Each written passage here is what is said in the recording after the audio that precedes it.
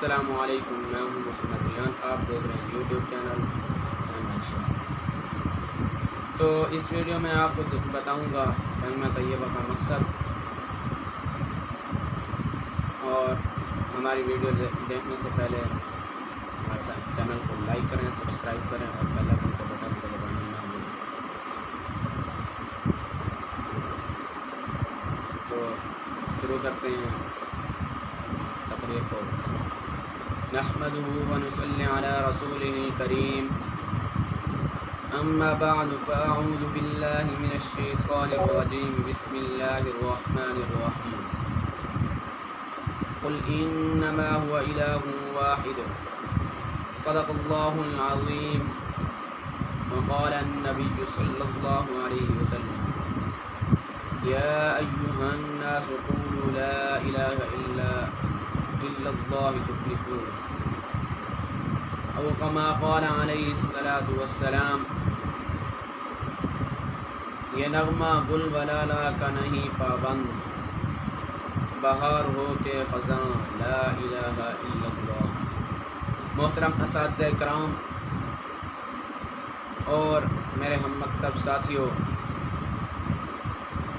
دوستوں، بزرگوں، السلام علیکم ورحمۃ اللہ وبرکاتہ۔ آج مجھے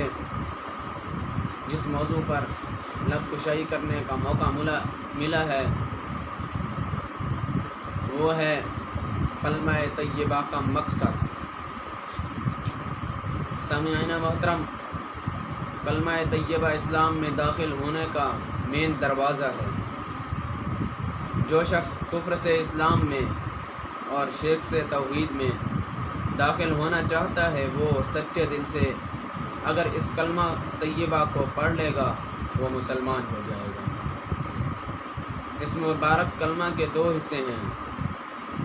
پہلا حصہ لا الہ الا اللہ اور دوسرا حصہ محمد الرسول اللہ۔ گرامی قدر حاضرین، پہلے حصے میں اگرچہ 4 لفظ ہیں مگر ان میں پورے دین کی ترجمانی موجود ہے، پورے کے پورے دین کی۔ اور اس لا الہ الا اللہ کا اصلی اور حقیقی معنی اور مفہوم اگر ہمیں سمجھ میں آ جائے تو ہم ہر قسم کے شرک و بدعت سے بچ سکتے ہیں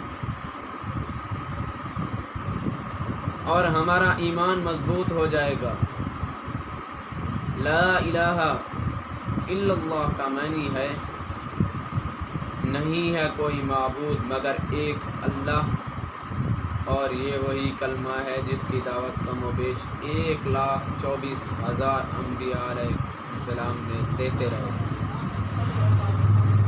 اور اپنی قوم و ملت کو اس کلمے کی طرف بلاتے رہے۔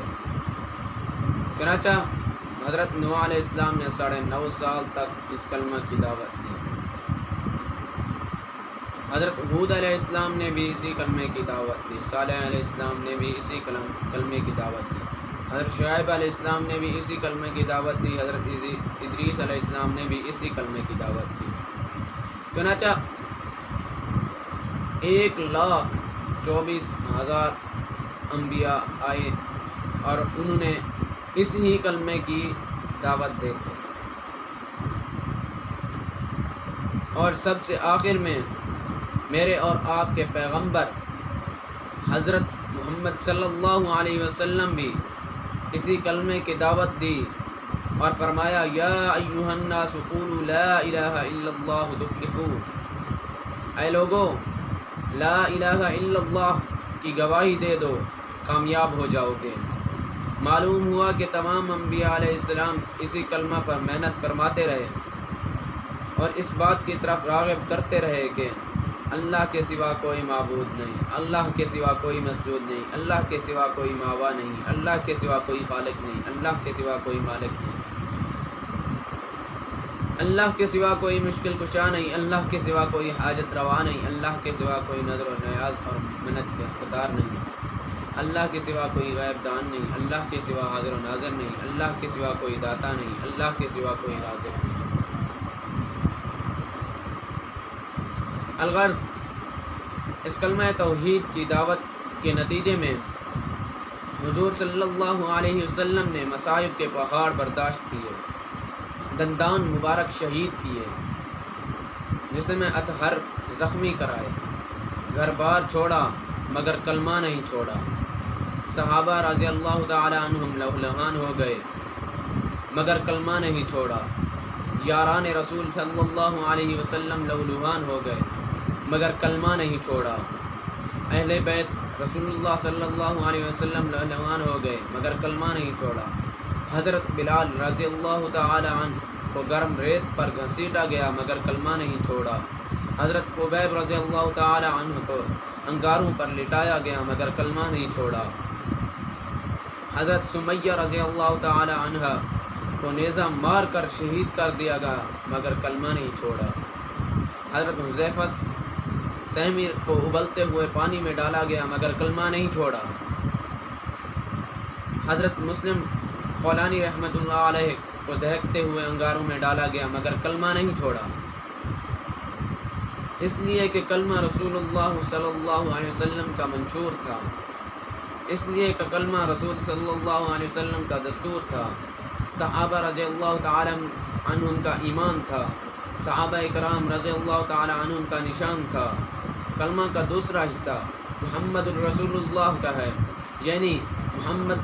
صلی اللہ علیہ وسلم اللہ کے رسول ہیں، کلمہ طیبہ